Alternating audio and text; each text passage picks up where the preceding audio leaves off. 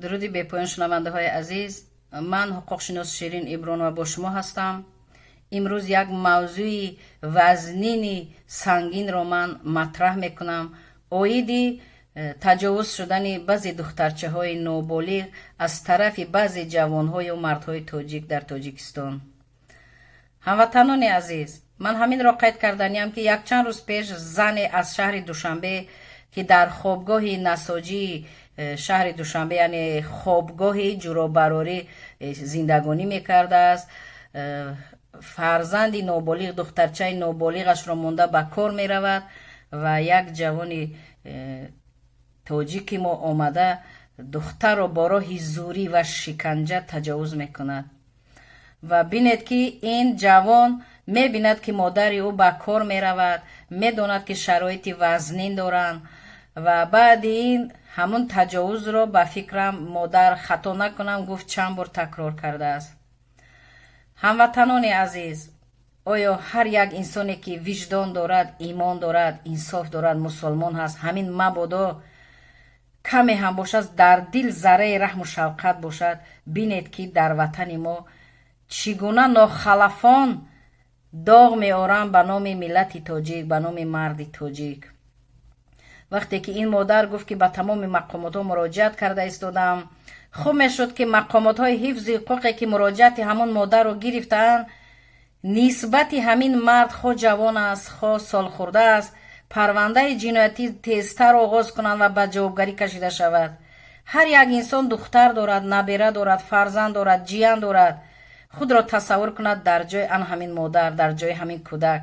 این کودک حالا تا 15 نرسیده، این از عقل ندارد، این چیزی رو درک نمی کند، این چیزی رو نمی فهمد، حیات رو نمی داند چی است مگر همین وحشیگری نسبت چون دخترهای نابالغ. این از روی مسلمانگری است. غیر این هموطنان عزیز، این رو ما باری اول میبینید که در ناحیه حصار دختر 13 ساله را تجاوز کردند. جوانی تاجیک تجاوز کرد، مردی جوانی تاجیک، و او حتی بعد تجاوز وی دخترچه حامله‌دار شده است. شما فکر کنید که آیا او را یک مرتبه تجاوز کرده است یا که از فرصت استفاده برده او را ترسانده با تجاوز کرده است.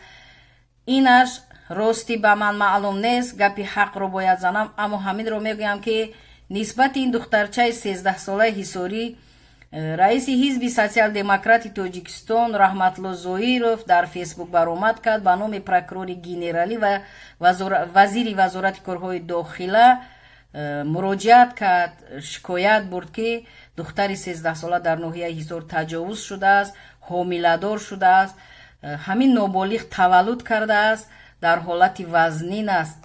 باور کنید هر یک انسانی که حس ملی دارد، ننگ و ناموس دارد، مسلمان هست، رحم دارد، شفقت دارد، باید بی‌طرف نباشد.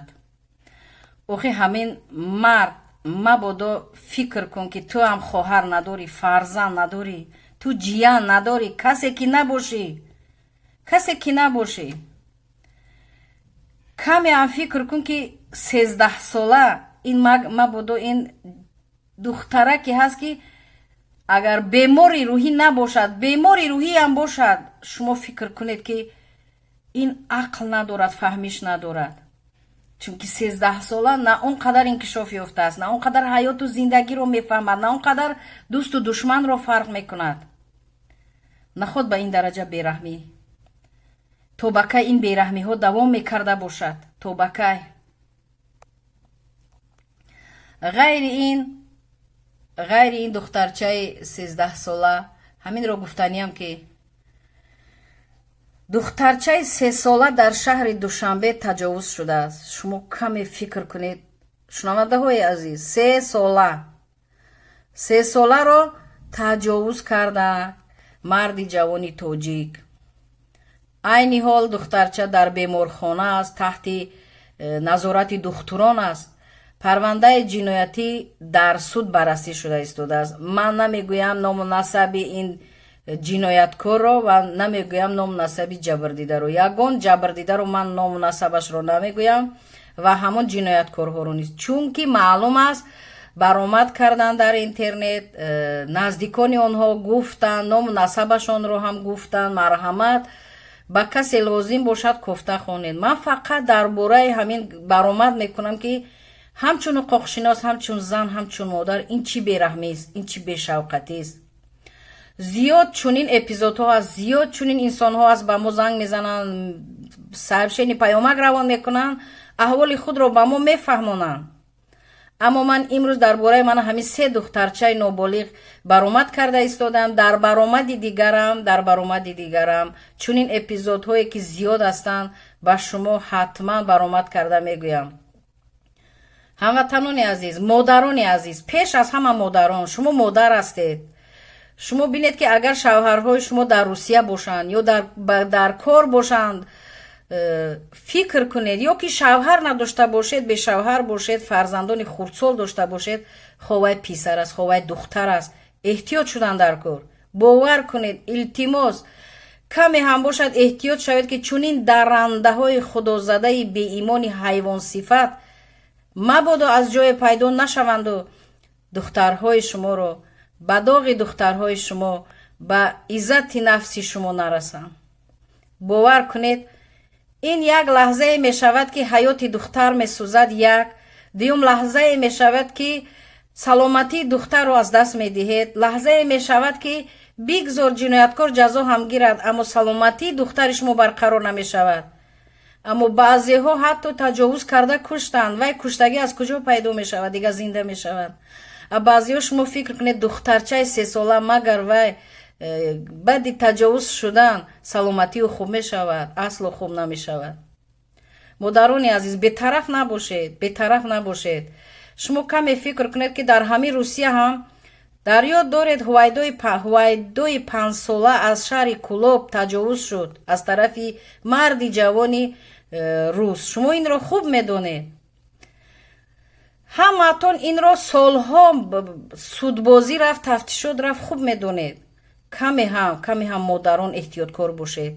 фарқ надорад писар доред, духтар доред, нисбаташон назорати қатъӣ баред. нагузоред дар ягон ҷо онҳоро танҳо, дар хона нагузоред танҳо, дар кӯча ҳам намонед танҳо. лозим нест. эҳтиёт ними ҳаёт аст.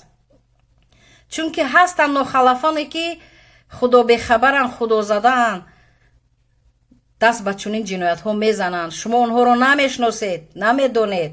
дар дили ҳар як инсон чӣ аст, инсон намефаҳмад. ҳамсояи дар ба деволи ту чӣ мақсад дорад намефаҳмед.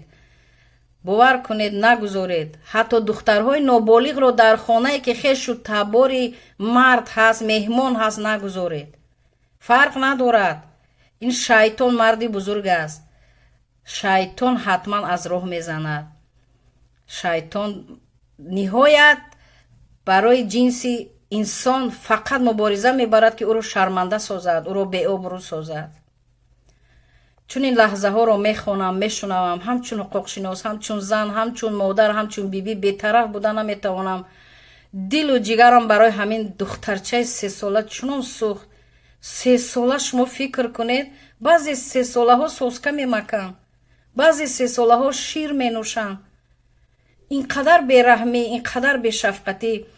ман ҳамчун ҳуқуқшинос як хоҳиш доштам аз ҳукумати ҷумҳурии Тоҷикистон, агар ҳамин видеои мана гӯш кунанд ва мардуми тоҷик чӣ мегӯяд барои ин хоҳиши ман, ба ин талаби ман. яъне ман мехоҳам ки нисбати анамин нафароне ки духтарчаҳои ноболиғро таҷовуз мекунанд ҳукми қатлро раво бинанд.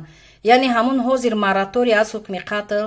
бисёр мехоҳам ки ҳамин ҳукми қатл нисбати модда 138 таҷовуз 138 кодекси ҷиноятии ҷумҳурии Тоҷикистон таҷовуз барномус. ман бисёр мехоҳам ки ҳамин нисбати ноболиғон таҷовуз мекунанд, ҳамин ҳукми қатл барқарор шавад. бисёр мехоҳам ки ҳамон нафароне ки духтарҳои ноболиғро таҷовуз мекунанд бо роҳи шиканҷа, зӯроварӣ, латукуб, бовар кунед, мехоҳам ҳукми қатл гиранд. дар назди мардум ҳамон ҳукми қатлро нишон диҳанд, то ки дигарон тарсанд ба ин кор даст назананд. дар баъзе давлатҳои абарқудрат мебинем ҳатто занҳои калонсонро ба балоғат расидагиро таҷовуз кунанд, нисбати он ҷинояткор сангсор карда ӯро дар назди халқ мекушанд. ҳатто ки нисбати зани ба балоғат расидагӣ агар таҷовуз шавад. ҳоло бинед ки духтарчаи 3 сола дар Душанбе таҷовуз шуд, айни ҳол суд рафта истодааст. духтарчаи 13 сола дар Ҳисор таҷовуз шуд, ӯ ҳомиладор шуд, таваллуд кард.